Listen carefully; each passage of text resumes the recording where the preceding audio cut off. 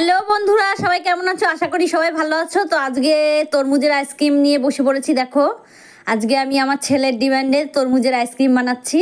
তো চলো আইসক্রিমটা বানানো যাক। তো প্রথমেই তরমুজগুলো কেটে পিস পিস পিস পিস করে কেটে নেব। এখন তরমুজের মধ্যে এখন দুধ দিয়ে নেব আর সামান্য চিনি দিয়ে নেব মিষ্টির জন্যে।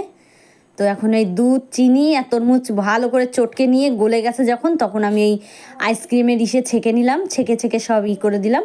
এখন আমি ডিপ ফ্রিজে রেখে দেবো। তো 4 ঘন্টা পর আমার এই আইসক্রিমটা সফলতা পেল। তো চলো এখন আনবক্সিং করা যাক আইসক্রিম।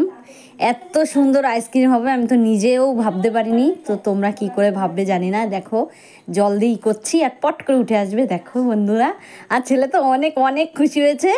আর এটা আমার ক্যামেরাম্যানের জন্য, আর একটা আমার জন্য, আর একটা আমি খাবো। তো বন্ধুরা, ভিডিওটা এ পর্যন্ত ভালো লাগলে কিন্তু প্লিজ লাইক, কমেন্ট, শেয়ার আর সাবস্ক্রাইব করতে ভুলো না আমার চ্যানেলটা। বাই বাই বন্ধুরা।